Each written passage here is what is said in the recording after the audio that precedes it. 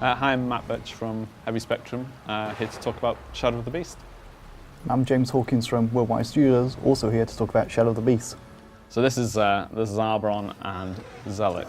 At the start of the game, Arboron is very much a captive. He's just a pawn for the evil people within this world, Malatoth and Zelik.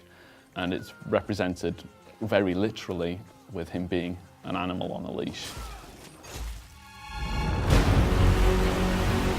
You've got quite a lot of moves in your arsenal.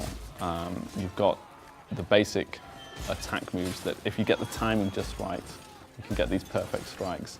But also, you're able to do counters, and block is incredibly powerful. A hint to anybody who wants to play the game and do really well at it, use block.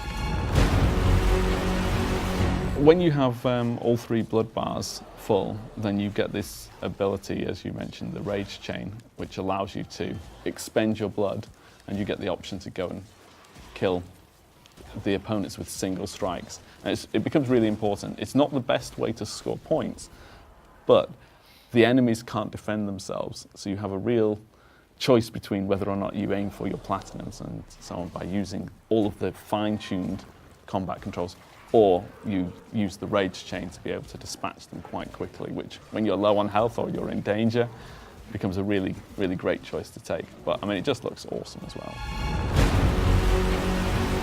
One of the key specials in terms of your early plays in the game is using the ability to gain health from your enemies. And that, as you can see in the corner, is using up my blood. And if I manage to successfully perform this,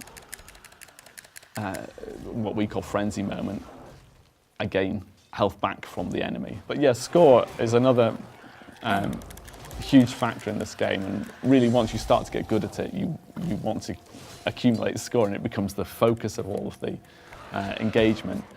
It allows you to buy things in our Wisdom of Shadows, which is an area which has got lots of upgrades for Beast and lots of special features and extras.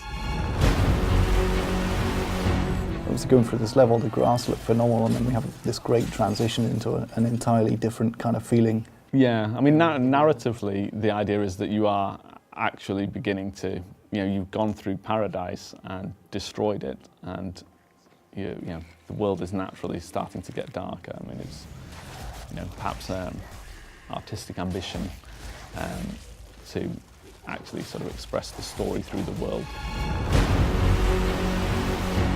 And throughout the game, we explore different ways of this platforming becoming important to you. I mean, it's important to realise that it's not just a combat game.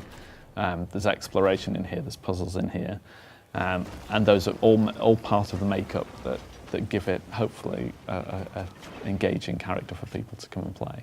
You've probably noticed it's been reasonably two-dimensional up to this stage. Well, we've been moving like left and right, and now we've moved like up and down, so I'm guessing now we're going to move, well, I know we're going to move in and out, so let's jump in the teleport.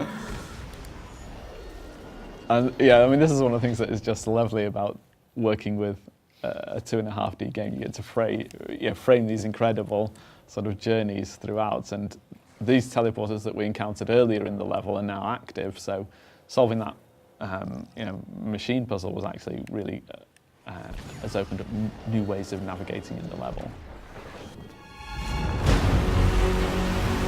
One of the things we haven't shown yet is the smart bomb, basically. I think we should show the smart bomb here. Okay. It gets us out of the fight, but basically, well, when we're surrounded anyway, the smart bomb is good. So I will now use one. There we go.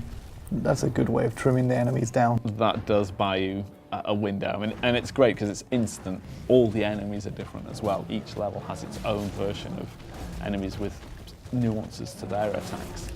So, I guess it's kind of like playing a one-on-one beat-em-up. You've got to learn the nuances of every enemy to really be able to master them. I think we should probably stop there before we reveal too much.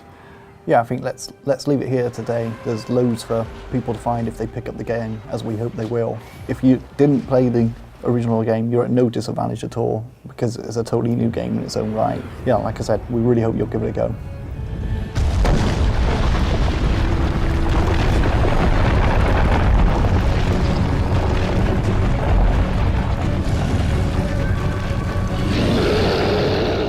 But if you really want to get into it, you're going to have to play it on Beast difficulty, and that's quite brutal.